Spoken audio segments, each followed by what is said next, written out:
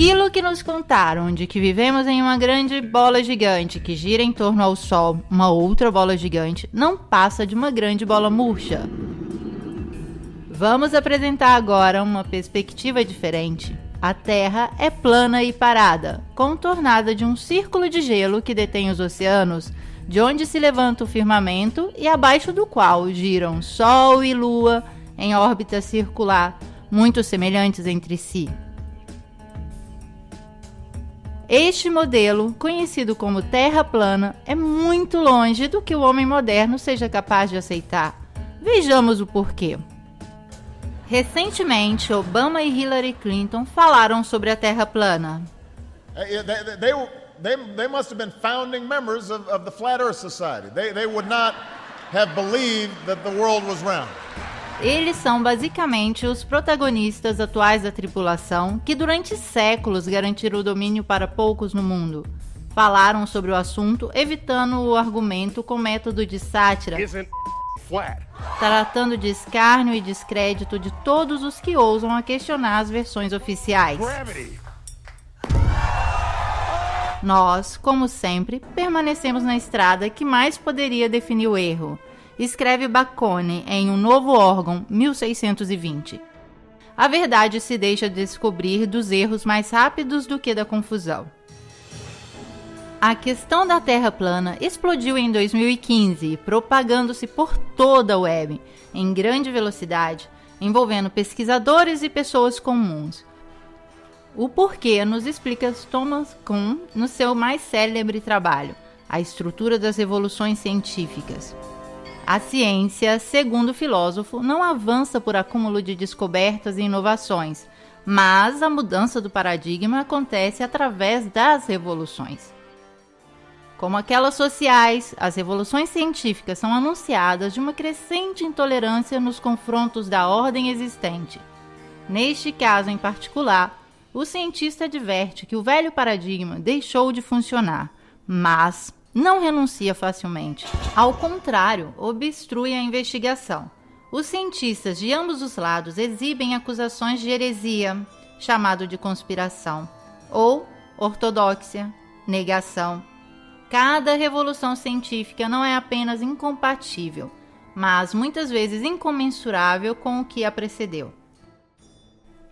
E é próprio a incomensurabilidade que explica por que a passagem de um paradigma ao outro não pode se realizar gradualmente, nem pode ser imposto pela lógica ou de uma experiência neutra, mas deve acontecer de uma só vez, em uma revolução.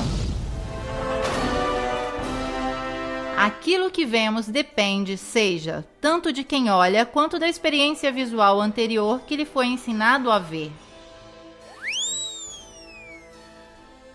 Nossas gerações, ao longo dos séculos, têm o conceito do globo girando, onipresente, como uma única possibilidade de existência para nós. Tudo aquilo que não está dentro desse paradigma está fora de qualquer possibilidade, fora da sociedade, da lógica, do mundo. No entanto, a elite globalista tem o prazer de revelar o modelo da Terra plana.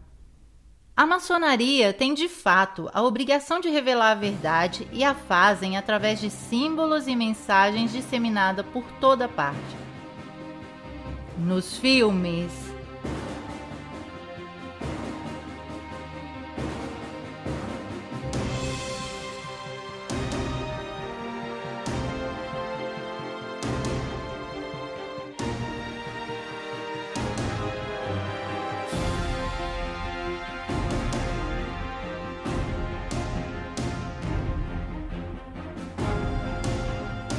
nos desenhos animados,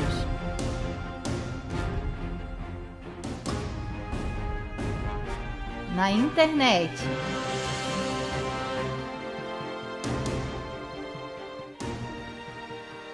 nas cartas dos Illuminatis, no Ground Zero, no logotipo da ONU. Se eles não sabem como é a Terra...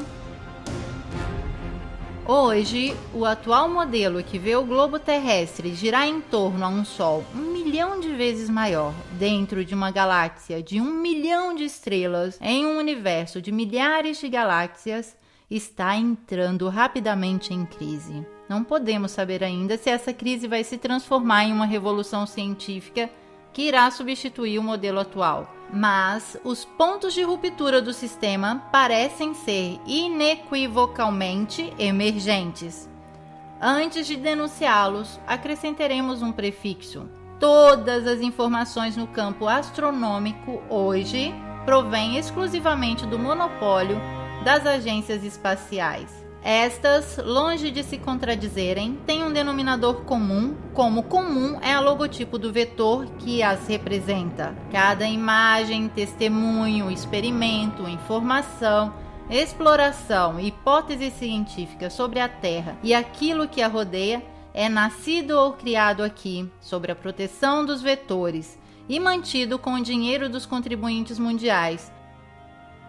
Completamos a observação com as palavras de Robert Simon da NASA.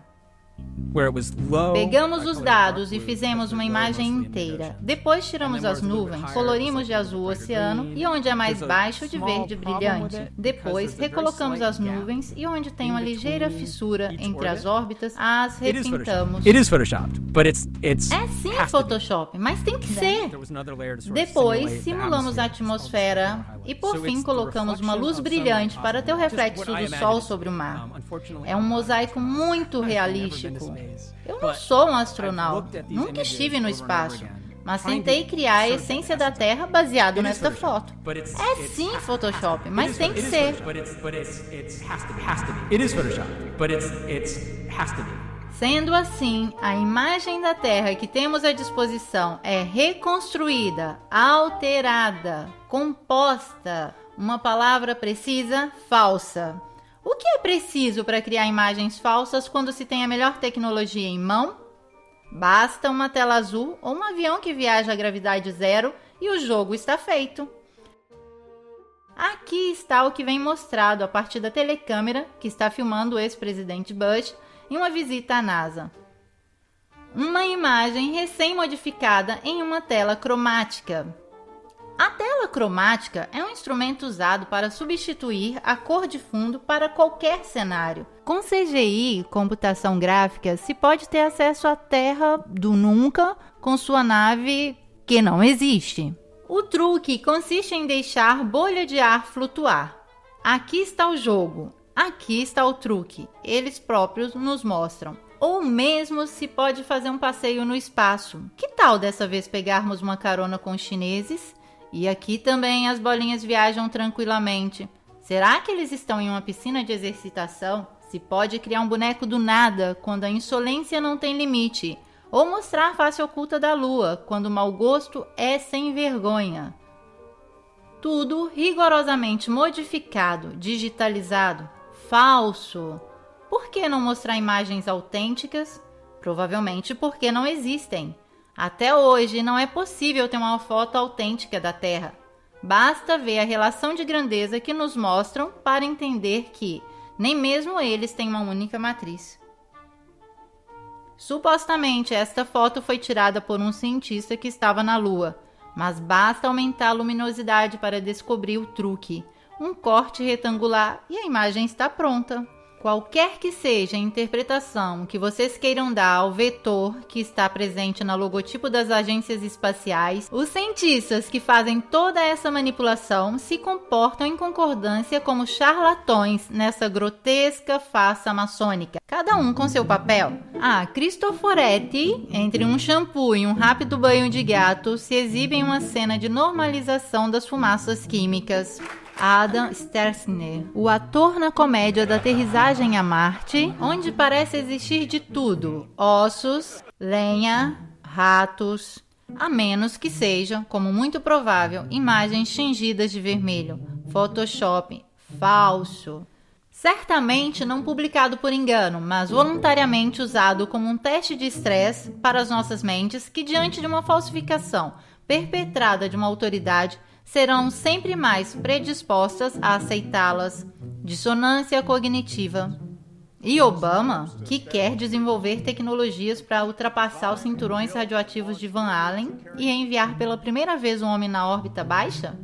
Mas espere, os Estados Unidos já não realizaram essa missão 50 anos atrás, desembarcando na Lua com um monte de lata velha e folhas de alumínio ligados com fita adesiva?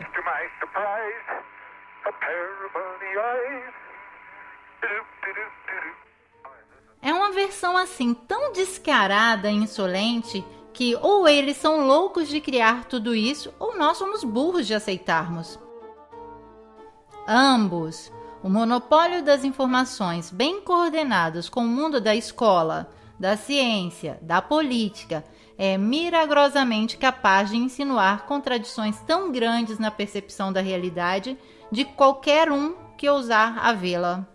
Diz Eric Kubler, o ser humano é um sistema de informações e, de consequência, pode ser curado através da informação. Isso é o que estamos fazendo agora quando falamos da forma da Terra. E aqui está tudo o que não faz sentido no modelo esférico atual. Vamos tentar explicar a uma criança que pergunta: por que as pessoas do Polo Sul não caem para fora da Terra? Porque a força de gravidade o mantém preso à Terra, responde a professora. E deste dia em diante a criança não vai mais querer saber de nada do seu antigo, intuitivo, original e sagrada dúvida. Se tentasse na idade adulta, ele seria invadido de uma quantidade de fórmulas e equações matemáticas que o confundiriam para sempre. A força de gravidade é uma teoria, não uma realidade. Isso já dizia Einstein. Isso, que passa por lei de gravidade, poderia ser explicado com o conceito de densidade e flutuabilidade. Um objeto mais denso que o ar cai. Um menos denso tende a flutuar. Vejamos o que diz Einstein de Nikola Tesla, um dos maiores e nobres gênios de todos os tempos. O que nos diz de ser o homem mais inteligente do mundo? Não sei, você deveria perguntar a Nikola Tesla. Vejamos agora o que diz Tesla sobre a força da gravidade. A relatividade de Einstein é uma maravilhosa vestimenta matemática que fascina e impressiona, tanto que a gente que está cega não consegue ver os erros do fundo. A teoria é como um mendigo vestido com púrpura que as pessoas ignorantes o têm como rei. Seus sustentadores são homens brilhantes, mas são mais metafísicos que cientistas. Escreve o pesquisador Anthony Peck: aquilo que foi etiquetado de forma errada como gravidade é em realidade linhas magnéticas de força. É de fato o universo eletromagnético intuído de Tesla e ocultado com a teoria da gravidade. É o que trabalha secretamente o CERN de Genebra. Ao invés, a nós, nos dizem que a força da atração deveria nos puxar para o núcleo da Terra. Mas quem já viu este núcleo? A profundidade máxima de perfuração realizada pelo homem supera pouco mais de 12 quilômetros, equivale apenas à profundidade da crosta terrestre. Então, do que eles estão falando? O núcleo, pelo que eles mostram, não existe. De certo, em um paradigma subvertido, quando deverá desaparecer a lei da gravidade, os cientistas terão de se adaptar a outras leis. Quem sabe aquela da densidade ou a do eletromagnetismo? E daí, as crianças poderão finalmente ver aqueles homenzinhos cair do Polo Sul. Porque a força da gravidade é somente um instrumento teórico para justificar um impossível arredondamento da superfície terrestre e esconder a verdadeira fisionomia do universo. Querida criança, se te disseram que a Terra é redonda, ok. Mas onde se pode ver? Ninguém sabe. Não olhando o horizonte.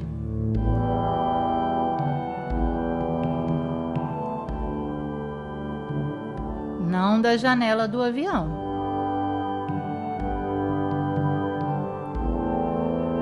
Nem de uma sonda amadora lançada em grande altitude. Como se vê, em todos esses casos a Terra é evidentemente plana, Sim, certo. É possível ver nas imagens modificadas que nos mostram a NASA, mas essas já foram analisadas antes. São tratadas em CGI ou filmadas com lentes deformadoras de olhos de peixe. Aqui está o globo da NASA, que gira com nuvens imóveis. Este é um time-lapse das luzes terrestres com vários efeitos de luzes. Tempestades, aurora boreal, ridículo. Agora, uma Terra filmada com lentes olhos de peixe deformantes GoPro, que permanecem deformadas até a aterrissagem na Terra.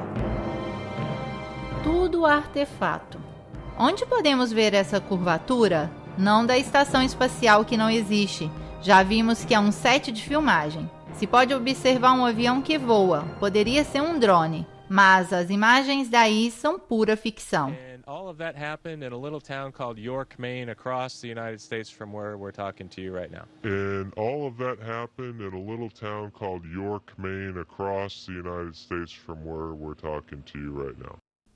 É um truque. Estamos dispostos a acreditar somente se durante uma transmissão ao vivo um astronauta pegasse a câmera e nos fizesse ver a partir da escotilha da nave.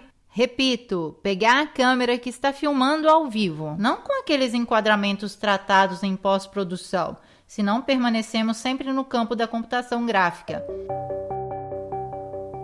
Devemos ver o globo dos satélites? Qual satélites? Aqueles descritos por uma caneta do escritor de fantasias Arthur Clarke, que o inventou em 1945. Sim, porque o satélite é um produto editorial e foi realizado somente 20 anos depois da NASA.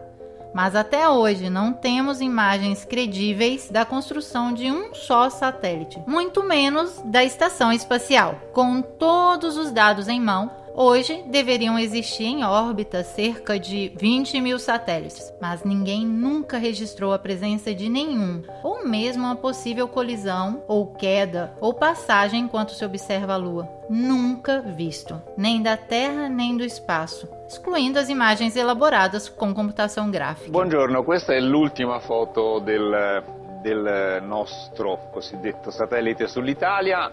Devemos acreditar que objetos similares podem resistir a uma temperatura da termosfera ou da exosfera até 2000 graus, mas o alumínio se funde a 660. Inaceitável.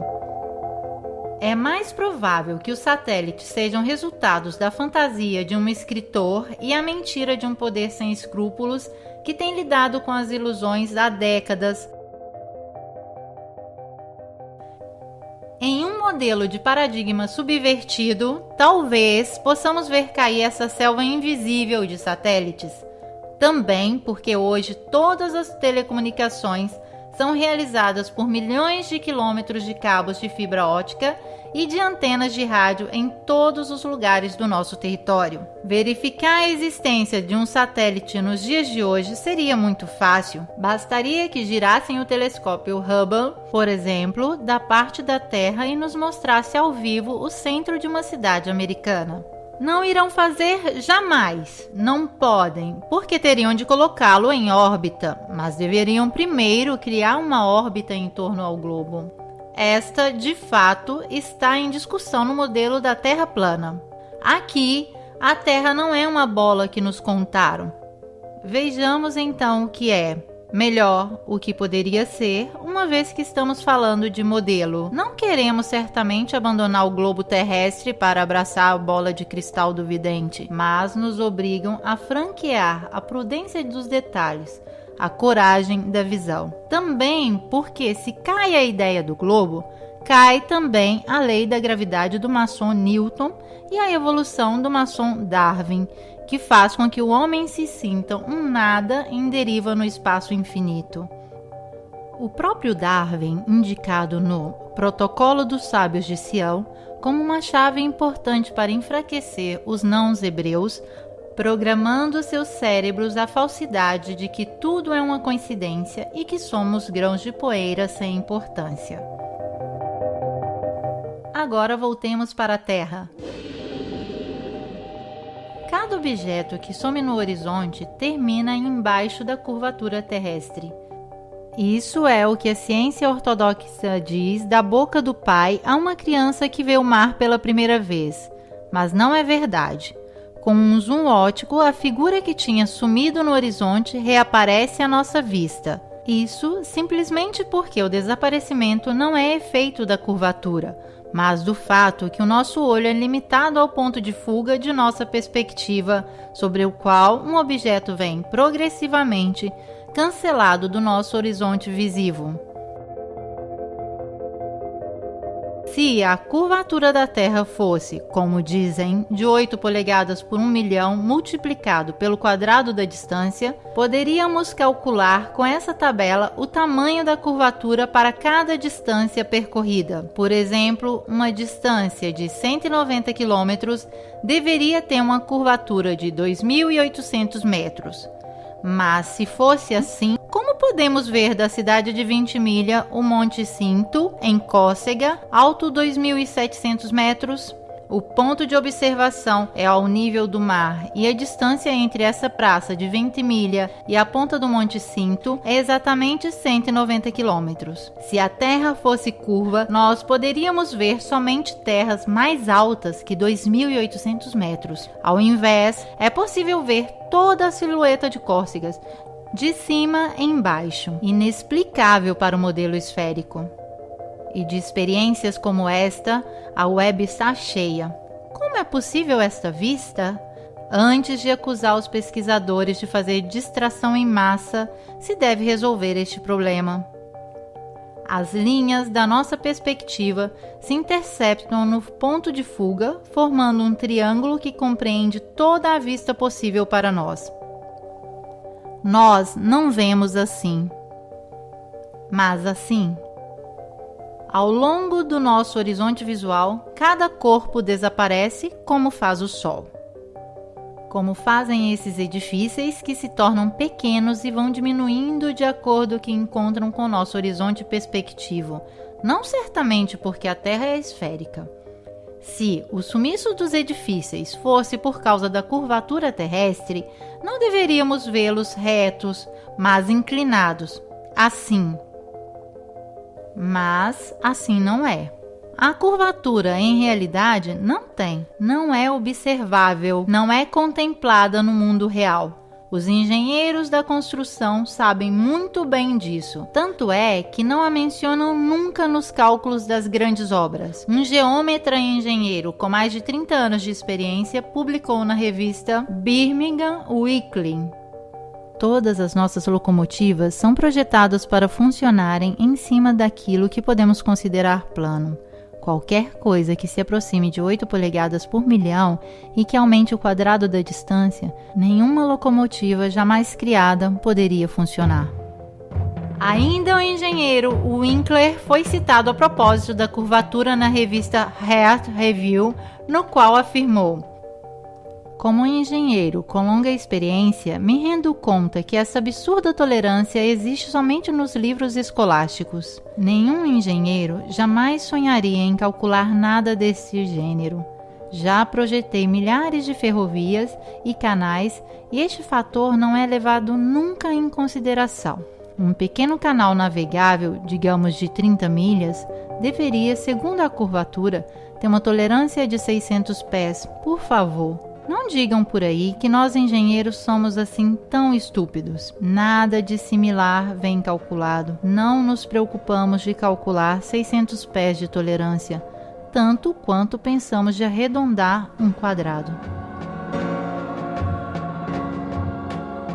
Queremos então constranger um engenheiro a curvar a superfície de um canal? E como poderiam? Vocês são capazes de imaginar qualquer bacia de água com a sua superfície curva? A água não tem uma superfície curva, grita o menino. Não se comporta assim, mas assim. Então, em correspondência com os oceanos, deverá existir imensas varreduras de água no mesmo nível. Ao menos ali a Terra deve ser plana. Mesmo assim, nos propõe o modelo contrário, o oceano curvo. Simplesmente improvável. A física natural da água é aquela de juntar e manter o próprio nível.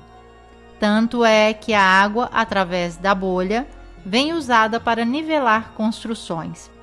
Mesmo porque a água, diferente da ciência, não pode mentir. Nos dizem que a curvatura dos mares são devido à gravidade. E toda essa força de gravidade que mantém os oceanos tempestuosos grudados não pode impedir uma pequena borboleta de fazer seu suave voo? Pura fantasia. O voo de um avião nos diz ainda mais. Vamos dar uma olhada. Segundo a lógica, o avião, para voar em uma altitude em respeito à superfície curva, deveria direcionar de vez em quando seu bico para baixo. Mas não acontece. Por quê? Pergunta agora nosso famoso menino que pegou um pouco de coragem. Porque a força da gravidade, sempre ela, tem o avião em uma linha curva paralela ao solo, como se a aeronave fosse uma esfera ligada à Terra com uma corda. Responde a ciência ortodoxa.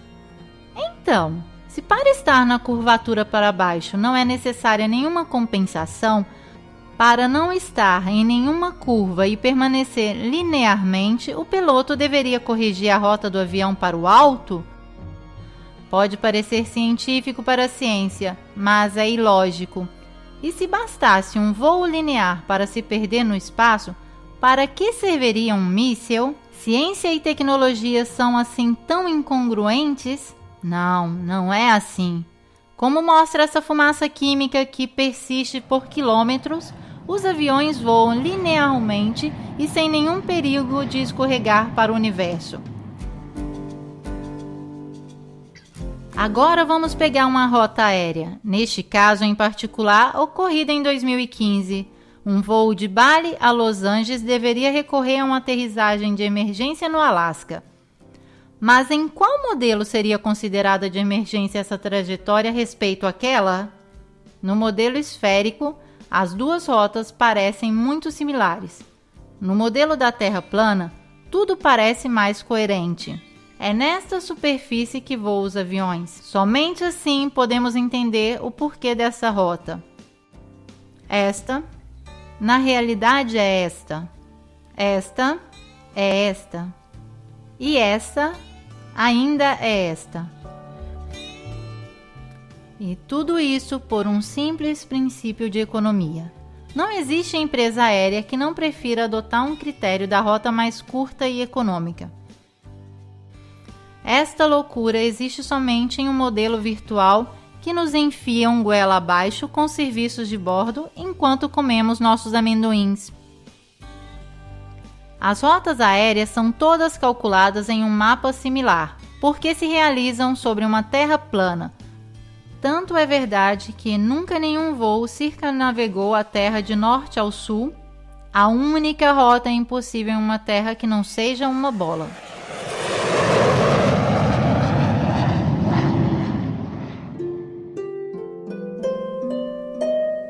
Um modo elegante de explicar a curvatura terrestre é fornecido por Eratóstenes de Cirene, matemático e filósofo que viveu no século III a.C.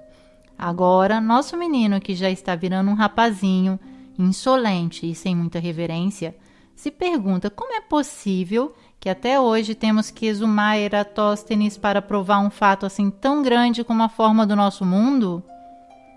Simples, porque estes coveiros têm em mãos apenas um punhado de cinzas. O experimento de Eratóstenes consiste em medir o raio da Terra esférica, que tem somente 5% de diferença do que se considera válido atualmente.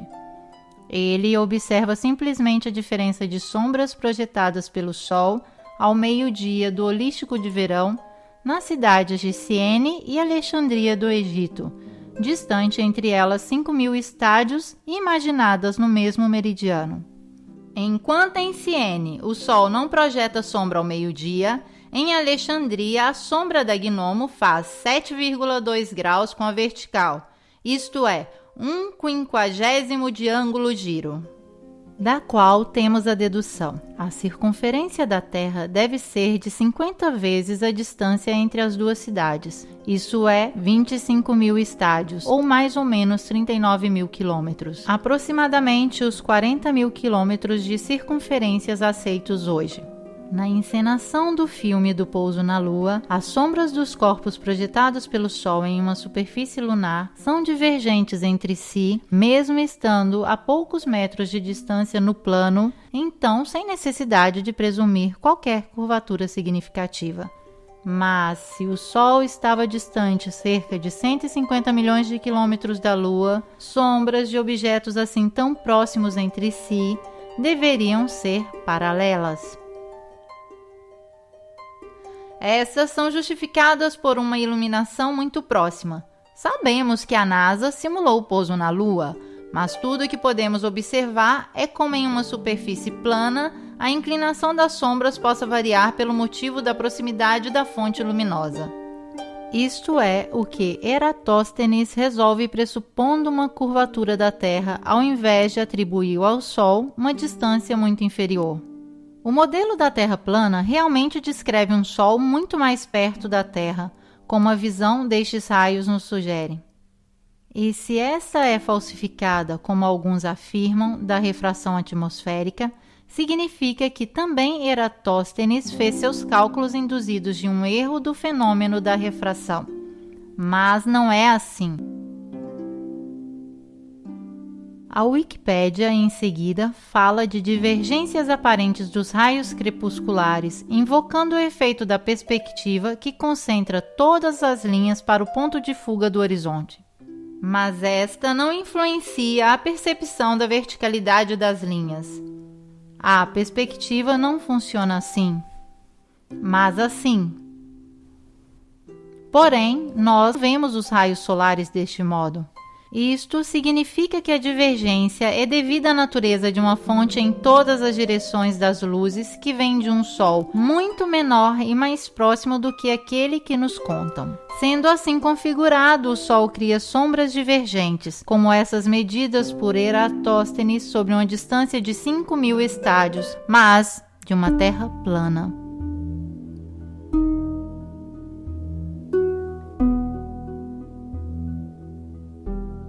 Agora vamos nos ocuparmos do movimento da Terra examinando a maior prova de todas, o giroscópio, um instrumento físico que consiste em manter seu eixo de rotação fixo, qualquer que seja o movimento em torno a si. Isto acontece pelo efeito da lei de conservação do momento angular e se realiza através da ligação exclusivamente mecânica do eixo de um rotor com sua suspensão cardânica. O giroscópio foi utilizado pela primeira vez por Léon Foucault em 1852 para demonstrar o movimento da Terra. Os livros científicos da época relatam o sucesso dessa demonstração. Vejamos. Ligado o giroscópio manual ou elétrico, mantém o eixo de rotação fixo, qualquer que sejam os movimentos do sistema em torno. Aqui temos reproduzido o mecanismo. Aqui e ainda aqui. São feitos inúmeros experimentos. Enquanto o sistema em torno se move, o eixo interno se mantém fixo.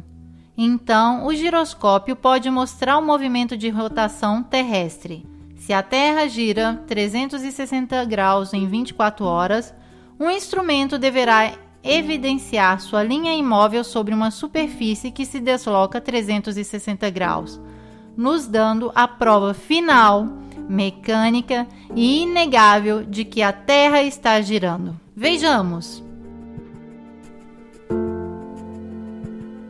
Nada. Imóvel. Parece mesmo que a Terra esteja parada. No entanto, a superfície deveria ter se movido em todas essas horas. Todos os experimentos depois de Foucault têm falhado, mesmo hoje, com giroscópicos menos rudimentares daquele de sua época. Ok, o giroscópio é como a água, não mente. Agora entendemos o quanto a ciência oficial possa modificar as cartas para evitar a perda.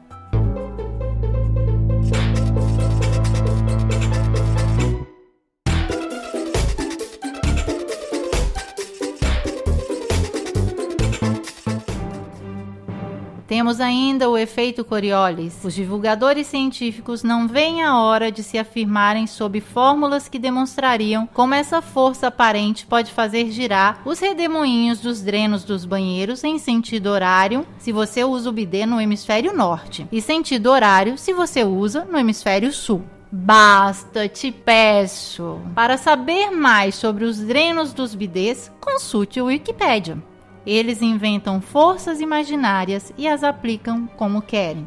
Fazem valer o efeito Coriolis para um tiro de bala disparado no ar que supostamente se deixa agir dessas forças antes de bater no chão, mas não para um avião que deveria também sentir o movimento da Terra e aterrissar assim, porque as loucuras podem ser colocadas em circulação até que se choquem com a parede da realidade. Vamos desmascará-los. Os redemoinhos e os drenos dos banheiros giram ambos os sentidos em todos os lugares, e os aviões podem aterrissar tranquilamente sobre a Terra parada.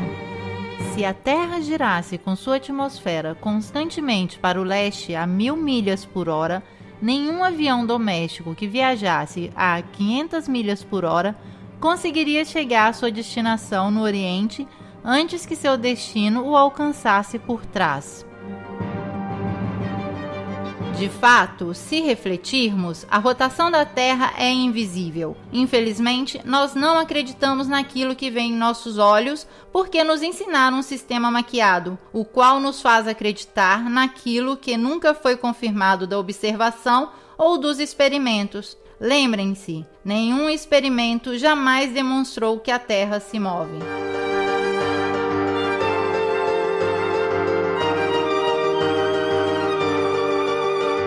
Nosso rapazinho tornou-se irreverente, não suporta mais os enganos das teorias para justificar um mundo que não vê, que não existe, nem mesmo de aparência. Como podemos ilustrar o paradigma com o qual um dia talvez ele tenha que lidar?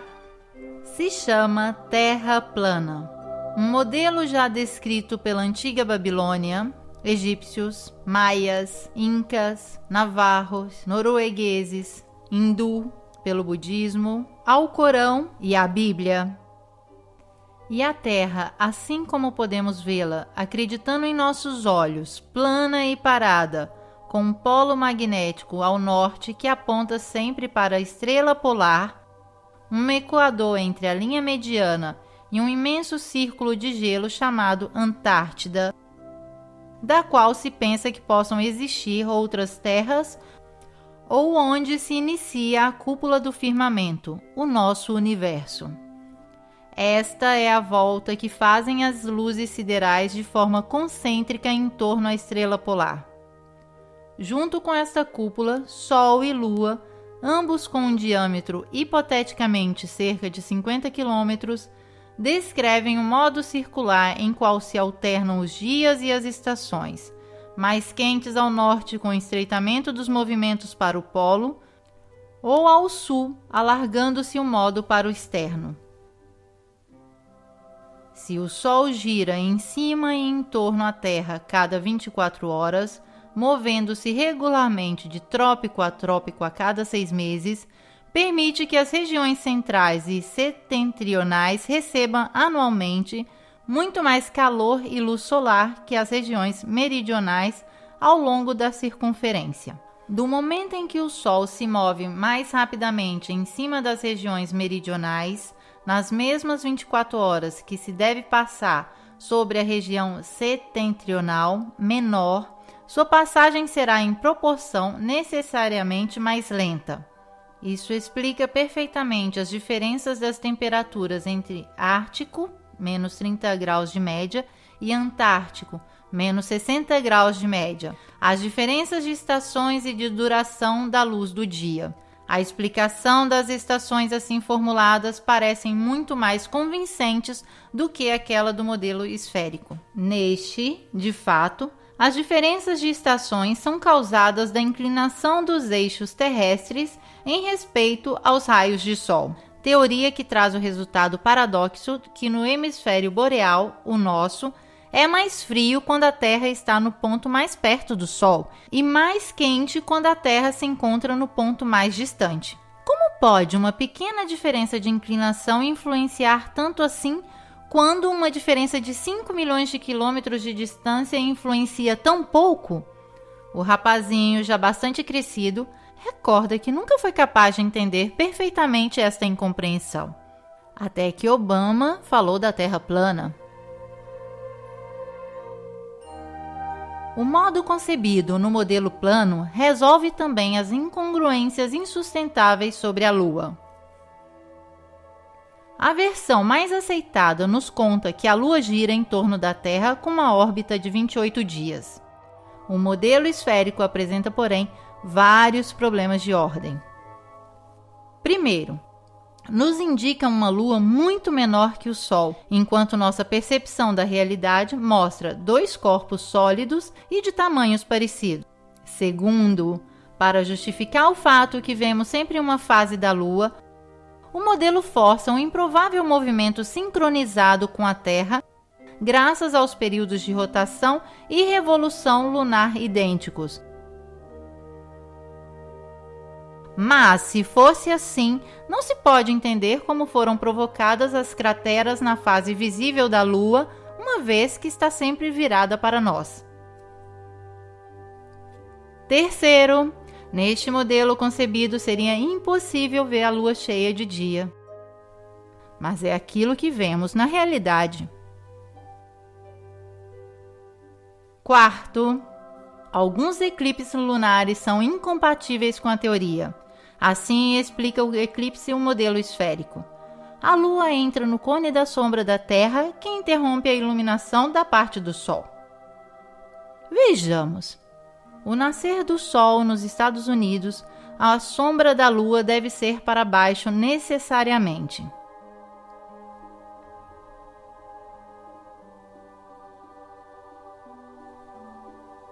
Mas, na realidade, não é assim. Estamos no Novo México, durante o eclipse de 10 de dezembro de 2011. Com o nascer do Sol, a luz do dia aumenta, mas o cone de sombra da Lua está no alto. Ao invés, deveria estar no baixo. Este mesmo fenômeno foi observado com incredulidade em Illinois às 6h30 da manhã. I find very interesting is I was expecting the shadow to come upward across the moon as it would go down and it would pass into shadow, and actually it's going the other way around. Também neste caso temos que escolher: ou acreditamos na ciência e fazemos de conta que a realidade não existe, ou observamos a realidade e damos o chute definitivo ao modelo esférico. No paradigma da Terra plana, a Lua, que seja uma esfera, um disco ou quem sabe qualquer outra coisa, tem uma órbita um pouco mais lenta daquela do Sol, 25 horas. Este é o modelo que nos parece mais plausível. O modelo indicado explica também o eclipse solar, fenômeno que os antigos sabiam calcular perfeitamente sobre a base desta planta, a Terra plana. Agora vamos passar para o Sol. Como o nascer do Sol é o seu lento aproximar-se vindo do leste, o pôr do Sol nada mais é que seu desaparecimento no horizonte visível dos nossos olhos. Nenhuma curva o coloca abaixo do horizonte. O Sol simplesmente some do ponto de vista da nossa perspectiva. Ainda uma vez que a observação da realidade nos dá a percepção exata das coisas. Parece de fato evidente que seja o Sol a se aproximar ou se afastar de nós, girando em uma Terra plana que é o centro do universo a nós visível. Uma das principais chaves para o arranque da crise do paradigma esférico é de fato colocar luz nas contradições junto ao modelo universo dominante. Se a Terra estivesse a girar, se encontraria com estações contrárias nas duas posições opostas ao Sol A e B. Passando então de um ponto ao outro, devemos observar a inversão dos dias com as noites. Meia-noite de junho deveria se tornar meio-dia em dezembro. Isso não acontece porque dizem que a cada 24 horas a Terra gira 1 grau a mais em sua rotação, não 360 graus, mas 361 graus.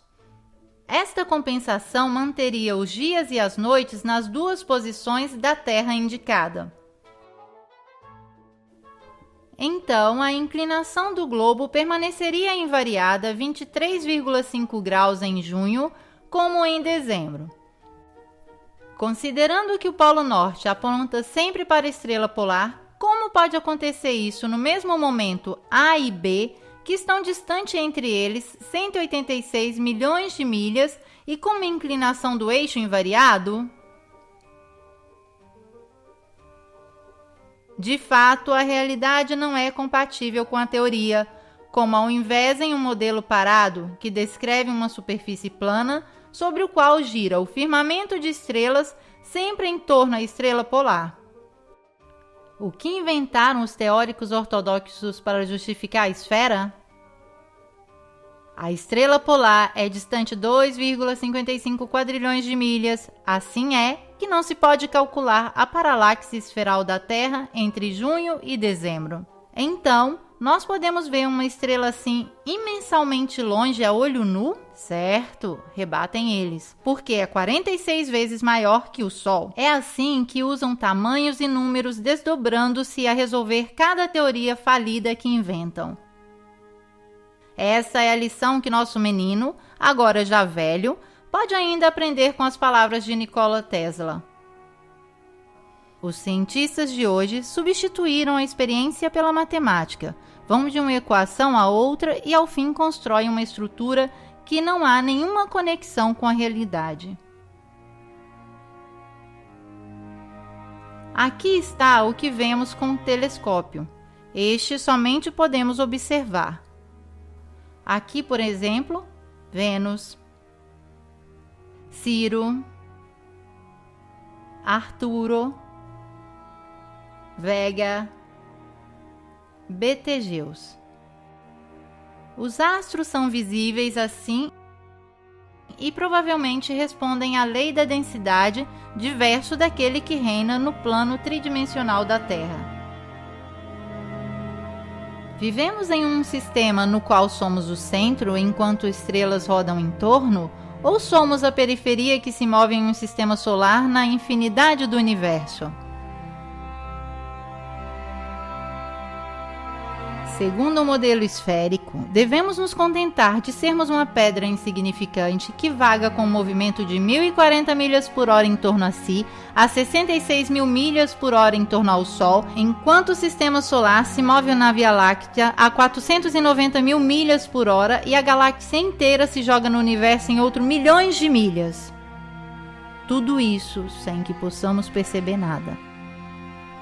Percebemos a corrente de ar, de água, a densidade dos corpos, o eletromagnetismo que causa terremotos, mas a velocidade com a qual se move o nosso planeta, não. Não existe nenhum efeito captado dos nossos sentidos. Mas isso é possível? O modelo proposto de uma Terra em caminho não combate com aquilo que vemos no céu. Aqui, a estrela polar está sempre no centro da rotação de todas as outras estrelas e durante milhares de anos as constelações permaneceram fixas no mesmo ponto, sem mudar de nenhum modo a posição de suas trajetórias. Se a Terra fosse uma bola orbitante em torno a um Sol que se movesse em uma galáxia surgida do Big Bang, como afirma a NASA, seria impossível que as constelações permanecessem imóveis. Baseando neste modelo, deveríamos, de fato, ter um céu noturno completamente diverso a cada simples noite, e as estrelas visíveis não seriam nunca mais as mesmas estrelas por 2 vezes seguidas. Somente se fosse assim, poderíamos render a este modelo a razão. Mas a ciência ortodoxa dispõe do paradigma dominante que foi criado em 2 milênios e o desfrutará o máximo possível, exibindo leis feitas de equações que terão em único escopo de render inacessível a observação do universo e a crítica do modelo imposto.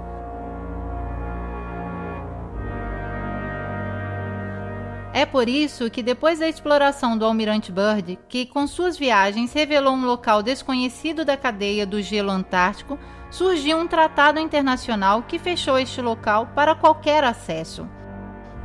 Não parece estranho que a família Rockefeller financiou e promoveu, seja a expedição tanto para ver uma montanha antártica dedicada ao seu nome, seja um tratado de não desfrutamento contra os seus próprios interesses petrolíferos. Quem sabe em homenagem a qualquer interesse mais vasto? O Tratado Antártico foi firmado em Washington em 1959, 2 anos depois do último sobrevoo e da morte do almirante. Hoje, com apoio de 48 nações, o tratado veta a atividade militar no continente de gelo, mas as pessoas e maquinários militares podem ser usados para procura científica ou qualquer outro escopo pacífico. Pois é graças a isto, uma vigilância militar constante envolve todo o cinto antártico em segredo que o supergoverno mundial impôs à humanidade, também por meio de violência, no caso de pilotos civis e capitães de navios que quiserem se aventurar. Antes de chamar de desinformado a quem quer que seja, venham de encontro às respostas que nos escondem os mistificadores da Lua feita em casa. Se o paradigma dominante fosse hoje o da Terra plana, pense quanto facilmente vocês cairiam na gozação a querer convencer que a Terra seria uma bola que roda, trazendo consigo nuvens e oceanos, sem que ninguém perceba. Queridos inquisitores, sejam sábios e percorram a estrada do conhecimento, não aquela da ignorância. A exploração da Antártida, estando no modelo da Terra plana, poderia revelar as ramificações da verdade e os confins da Terra, o limite de onde se encontra o firmamento, ou a existência de novas terras descritas, por exemplo, de um antigo mapa budista. Se fosse assim, se poderia especular a presença de terras próximas à nossa em uma superfície plana separadas por gelo ou em um plano abaixo. Este poderia ser um pavimento do universo. Hoje seria possível uma viagem para o conhecimento onde ninguém nunca foi, mas aquilo que permite a tecnologia, o poder veta, isso é claro. O cinto de gelo abaixo os 60 graus paralelos foi considerado inacessível. As elites do poder fazem uma zona internacionalmente fora dos limites, aberta somente com visitas guiadas, limitadas e caríssimas, com somente 3 pontos de acesso totalmente controlados. De fato, sabemos que os guardas estão nas fronteiras. Isso nos autoriza a pensar que a esfera da qual nos impõe acreditar seja a forma mais adequada para esconder as margens da Terra e aprisionar assim cada mente questionadora. A Antártida é aquilo que o mito nos ensinou a ver nas colunas de Hércules, o limite intransitável, a fortaleza da consciência, a porta de acesso à verdade e uma nova e antiga verdade que estão retardando, freando, querendo impedir. E se alguém se assim atrever a defini-la, eles tentarão poluí-la de novo, saturando as massas com mentiras. Se Obama tivesse no coração a consciência da humanidade, o seu bem, o conhecimento do saber e do sentir comum, ou se somente tivesse a Terra plana como um absurdo para desmascarar, concederia uma missão à Antártida autofinanciada para uma comissão de livres exploradores de cada pensamento. O que fazem ao contrário é criar divisão, democráticos contra republicanos, terraplanistas contra heliocêntricos, nós contra eles. Isso é tudo que serve para poder dominar. Tem a necessidade de nos deixar nas sombras, de nos fazermos acreditar que somos um pontinho insignificante no universo. Para isso que serve o sistema heliocêntrico. Os dominantes, movendo as alavancas do verdadeiro poder, preparam ilusões de que um dia desembarcaremos em Marte, ou quem sabe um deles pousará aqui. E assim nos induzem. Podemos destruir tranquilamente a Terra porque um dia não nos servirá mais. Quem conhece a verdade? Os mesmos que impedem os outros de realizá-la? Talvez. Os jesuítas sempre adoraram o Sol e o vestiram de Cristo, apoiado e gestido como uma leva financeira do sionismo mundial e através das lojas da maçonaria determinam aquilo que se deve esconder e o que somente a simbologia pode revelar. Neste engano milenar do qual o homem é vítima, nos escondem a coisa fundamental, o porquê nascemos.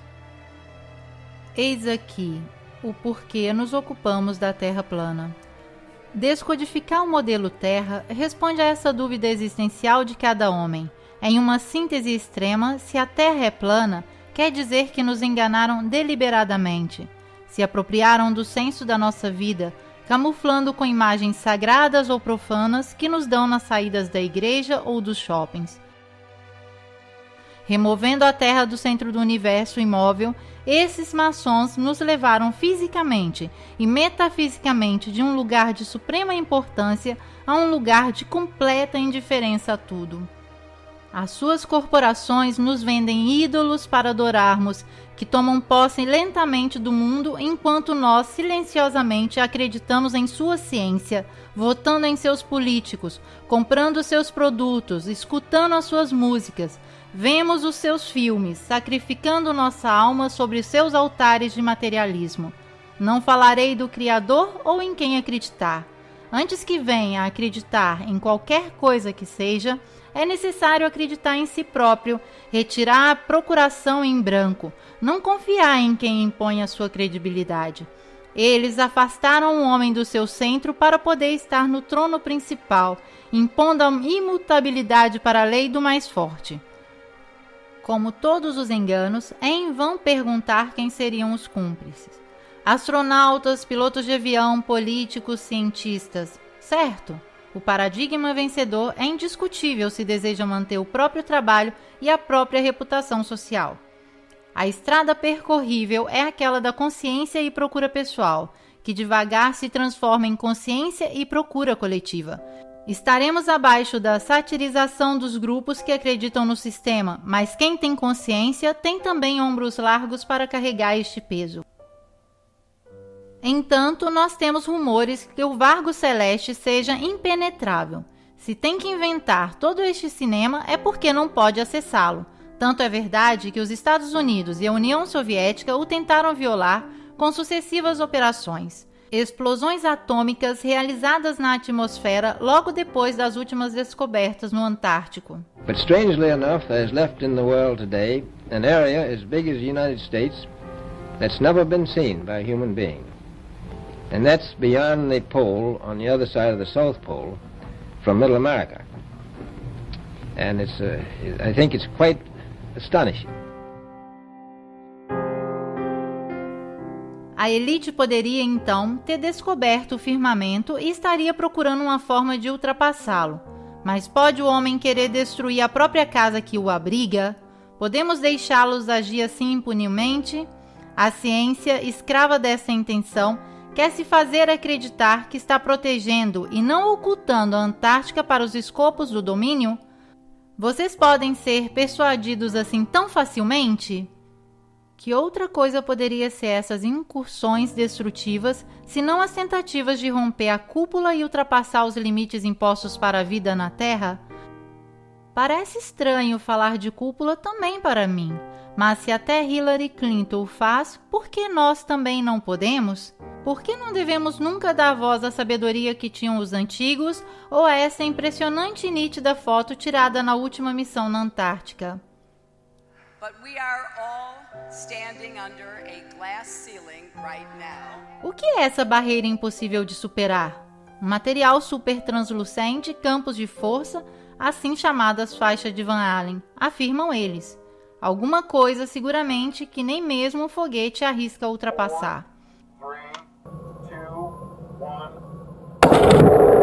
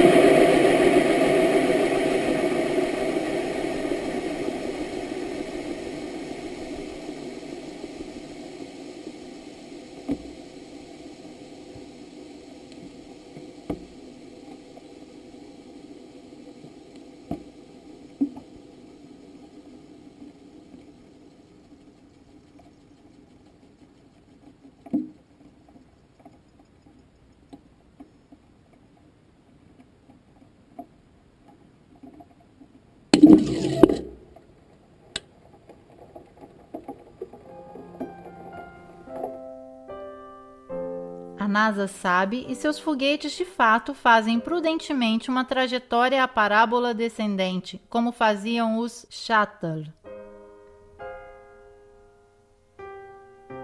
A propósito, vocês se recordam do incidente do Space Shuttle Challenger em 1986? Então, parece que 6 das 7 vítimas participantes, assim por dizer, a missão, estão ainda vivos. Não parece para vocês também? Que seja a enésima farsa made in Estados Unidos? Talvez não saberemos nunca.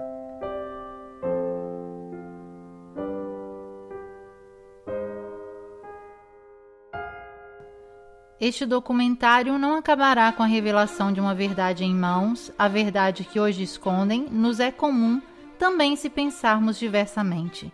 Talvez é a nossa grandeza, a importância daquilo que assim cautelosamente a natureza, Mãe Divina, confiou dentro de um firmamento assim infalível, que parece existir como única e grande consciência, uma inteligência que o código divino de Fibonacci parece descrever.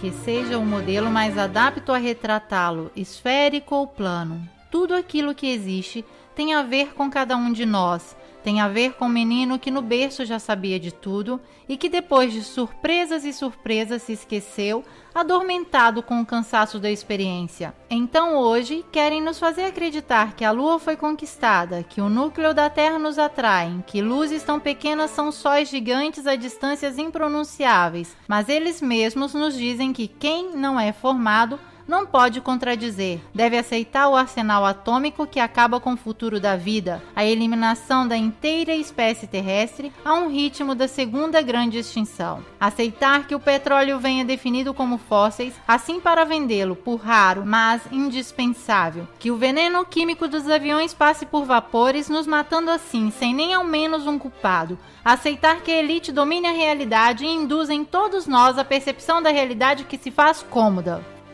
Para nos convencer que a guerra é boa, a competição é boa, o domínio é bom, que a depauperização é boa, a crise é boa, que também as taxas são boas, o mal necessário, se quiserem chamá-lo. Isso é o que estão te fazendo aceitar. O modelo pode se subverter. E a Terra, assim como a vemos, é única, sozinha, inequivocavelmente o tamanho do nosso existir.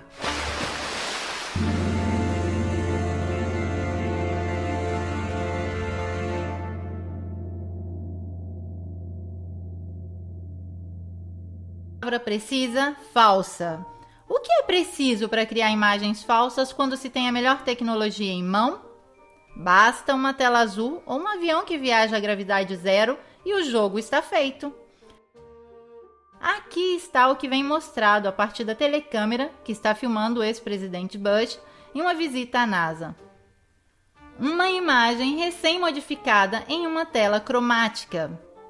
A tela cromática é um instrumento usado para substituir a cor de fundo para qualquer cenário. Com CGI, computação gráfica, se pode ter acesso à Terra do nunca com sua nave que não existe. O truque consiste em deixar bolha de ar flutuar.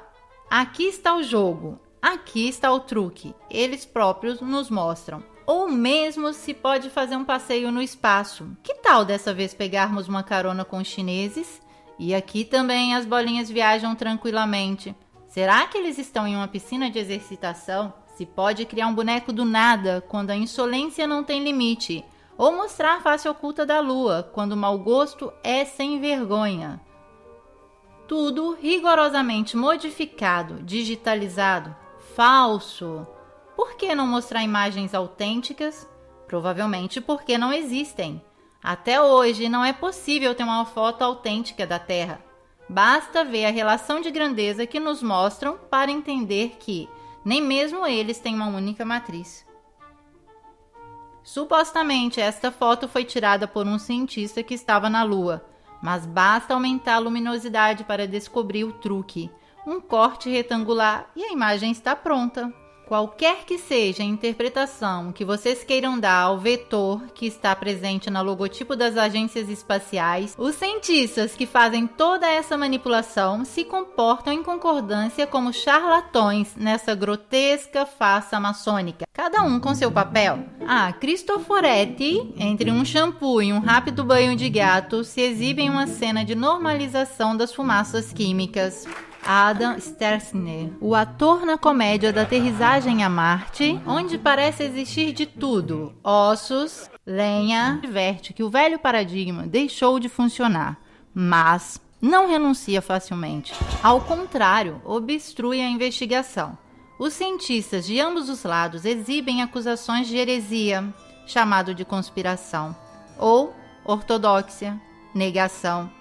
Cada revolução científica não é apenas incompatível, mas muitas vezes incomensurável com o que a precedeu.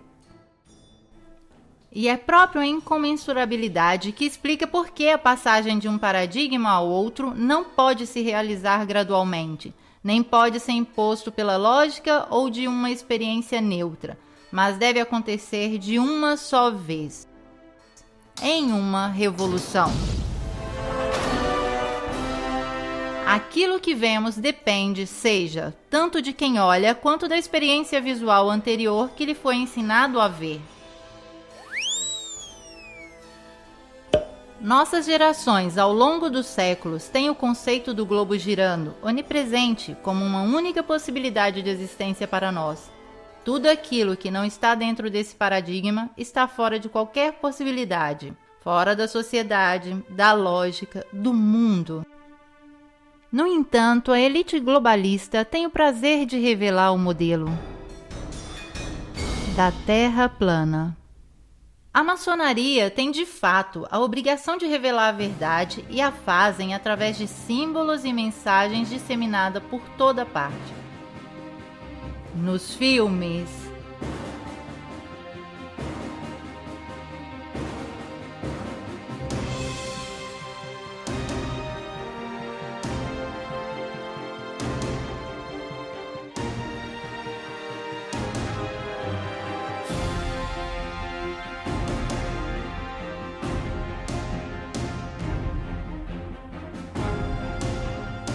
nos desenhos animados,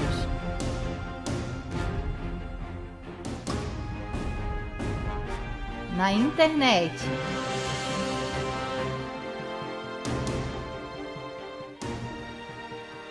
nas cartas dos Illuminatis,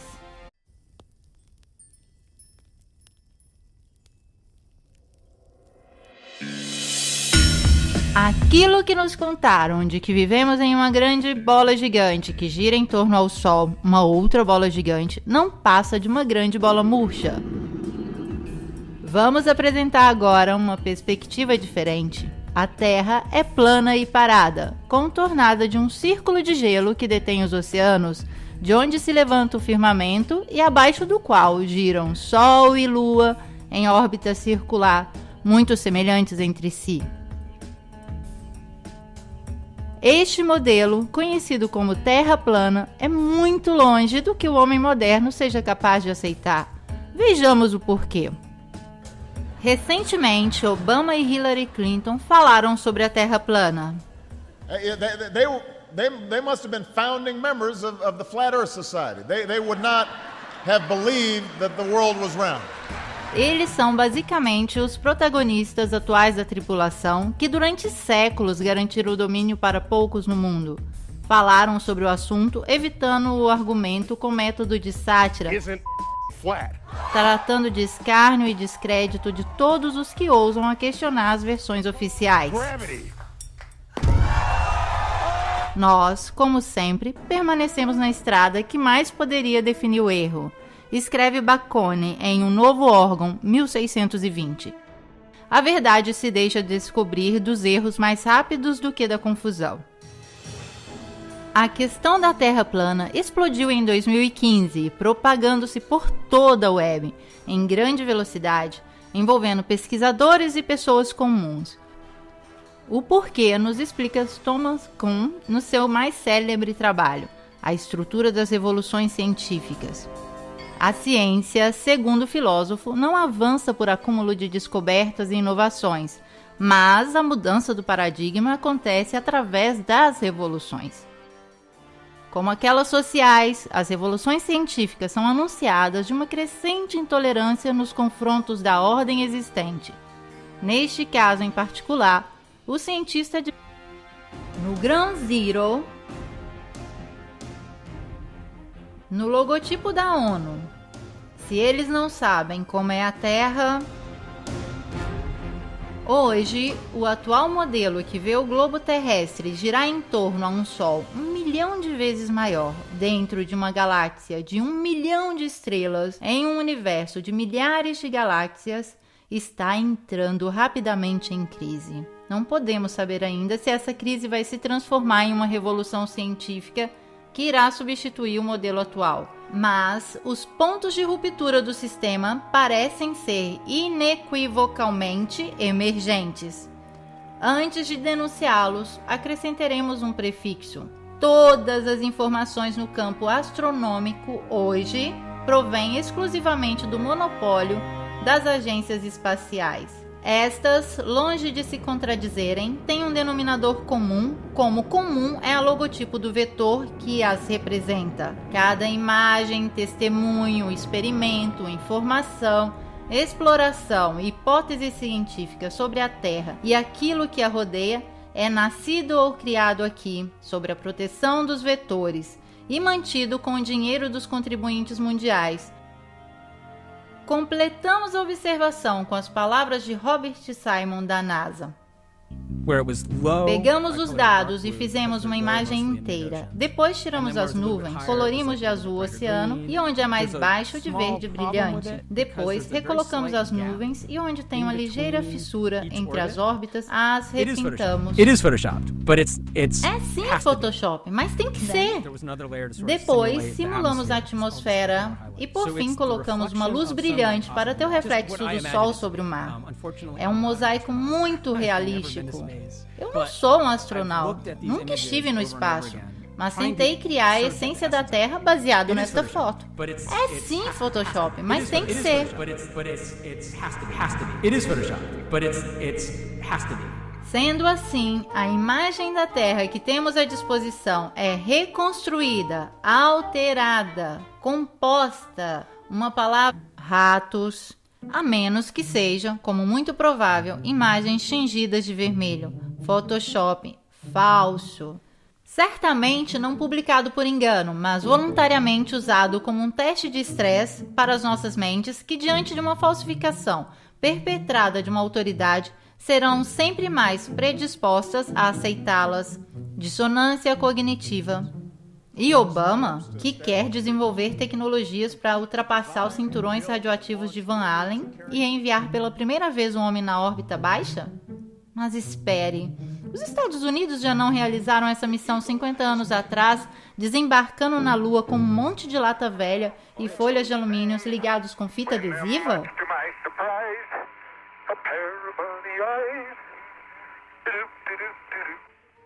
É uma versão assim tão descarada e insolente que ou eles são loucos de criar tudo isso ou nós somos burros de aceitarmos. Ambos. O monopólio das informações bem coordenadas com o mundo da escola, da ciência, da política é milagrosamente capaz de insinuar contradições tão grandes na percepção da realidade de qualquer um que ousar a vê-la. Diz Eric Kubler, o ser humano é um sistema de informações e, de consequência, pode ser curado através da informação. Isso é o que estamos fazendo agora quando falamos da forma da Terra. E aqui está tudo o que não faz sentido no modelo esférico atual. Vamos tentar explicar uma criança que pergunta: por que as pessoas do Polo Sul não caem para fora da Terra? Porque a força de gravidade o mantém preso à Terra, responde a professora. E deste dia em diante a criança não vai mais querer saber de nada do seu antigo, intuitivo, original e sagrada dúvida. Se tentasse na idade adulta, ele seria invadido de uma quantidade de fórmulas e equações matemáticas que o confundiriam para sempre. A força de gravidade é uma teoria, não uma realidade. Isso já dizia Einstein. Isso que passa por lei de gravidade poderia